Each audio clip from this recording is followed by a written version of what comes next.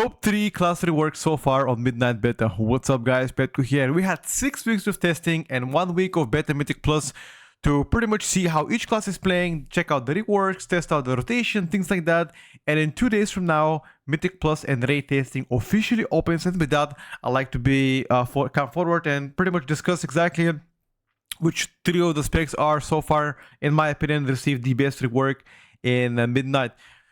I'm not gonna sugarcoat it. I'm gonna give it to you straight. First, foremost, we're gonna begin with one of my favorite specs to play so far, and that's gonna be Affliction Lock. Let's dive in exactly why it's my favorite. Affliction Lock is one of the top 3 specs that I've chosen so far. The reason why is because it goes back to the roots to where I started playing WoW, and that's during Legion. And Legion Affliction Lock is exactly what this looks like so far. As you can see, the complete rework of the spec is actually helping you with your sustained damage, which previously was an issue. A lot of times you were having no damage between 1 minute and 2 minute cooldowns. On top of this, the AoE rotation is now consistent of Seed spam, pretty much Seed of Sorrow, combined with Soul of the Seeds, and also combined with you measure cooldowns. Unfortunately for many of you, I know you guys don't like it, but Unstable Affliction is now going to be a spender, mostly on single target. You can have several Unstable Afflictions up on one target. Therefore, if you play your cards correctly, you're gonna be able to have an insane ramp up damage and essentially defeat targets much easier. I'm gonna show you how the rotation looks like so far. Things might change in the future, but for now speaking, that's how you're gonna be. Yeah. Also, they remove Viotane. Now you can apply Agony only through manual application, but because you have shared Agony, every time you apply Agony, it automatically goes on another target. So technically kind of a twin moon for balance rate. So yeah. Anyway, let's take a look how it plays out so you can be the judge. First seed, double Agony application, then cast your whatever it's called, Hound, and from here onwards you spam seed. Seed. And you place Reminder cooldown Dark Harvest to extend all the dots. And again, seed. And look at my shards. My shards are never dropping. See that? I can spam so many seeds back to back, and my shards wouldn't even drop. Now, excuse the lag, but overall, you can see why the damage is so good here. And that is without having Bloodlust, without having, let's say, more than 4 Agonies. So imagine if you have, let's say, 6 Agonies before you fight Mythic Plus, and then you have, I don't know, 5 or 7 seeds in a row in a span of like under 10 seconds, your damage is gonna go ballistic. That's why I believe this spec is gonna be actually very strong going for Ultra Mythic Plus testing. And you're gonna see once Wednesday comes and I'll test this spec, is gonna be doing big down. Design wise, chef kiss, I cannot add more than that. Now, you can play around it. You can remove the Dark Harvest if you don't like to have this minor cooldown, and you can, for example, have Cutting Cruelty or anything else. You can add even more power damage if you like to, or anything else, completely up to you. But I've added this one specifically for single target to increase my damage. Anyway, that's so far everything. On behalf of the spec, let's move forward and discuss the rest of the spec. Second place is gonna be something that I didn't think I would say, but so far Frost Mage has made a very good impression, and I'm gonna explain why. First thing first, the biggest change to Frost Mage is the way that you actually do damage. Previously, if you have played Frost Mage, it was only Blizzard and Orbs. That's it. That's all you did. Blizzard, Orbs, Ice Lance here and there. Blizzard, Orbs, Ice Lance, especially in Mass AoE, like 10 targets, you were spamming Blizzard back to back with Orbs back to back, and that's it. Now, things have changed. First of all, Glacial Spike is now baked inside your Frostbolt. So you don't need 2 separate keybinds. As soon as you have 5 Icicles, it becomes Spike. They have introduced a new talent called Freezing. And this Freezing, once you pop it, it does damage to all enemies, right? The one that have Freezing, for example, which is, in my opinion, actually pretty huge, considering the fact that a lot of you are always used to have this stagnant rotation. Now it changes a little bit. Also, you're introduced to play Water Elemental. If you like to have Water Ellie, you can play it. That's kind of your pet. Imagine you're playing Unholy Decay with a pet, and obviously the pet is not as impactful, but you get the point. Now your flurries are hitting like a truck, actual truck. And the best thing is, Icy Veins got removed. I mean, not the website, but you know, the actual talent. So now you rely on a Ray of Frost as your major cooldown, right? which is something that your talents are going to help you. You have extra talents here to help you do even more damage. So Ray of Frost is your major cooldown, quote unquote, and it's every, look at this, minute, give or take, it has 2 charges. The only issue I'm having so far at Frost Mage, and I could see that as being problematic, is unfortunately, as soon as you cancel a Ray of Frost, you lose a lot of damage. So you most definitely would like to make sure you, under no circumstance, cancel Ray of Frost, regardless of what's happening under you. Obviously, unless you're dying, then cancel it.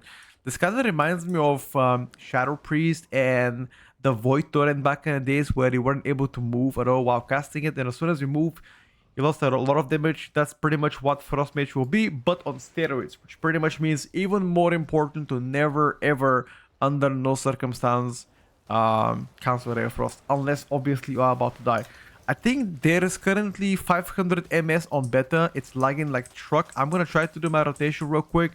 Let's see if it changes. Also, they changed the way that Frozen Orb works. Now you need to actually actively target somebody to cast a Frozen Orb. Look, I'm gonna have no targets right now, and I'll press for Frozen Orb. I cannot get it. See that? They made this so you don't fat finger the orb itself, right? Let's see if I can actually hit the damage a little bit, or if it's lagging too hard. It's not lagging that hard. I guess a little bit. Okay. So your main stuff is around making sure you pop as many blizzard stacks as you can without having without overcapping, right? That's pretty much what you want to make sure you do. Your ice lances are popping stacks which do massive AoE damage.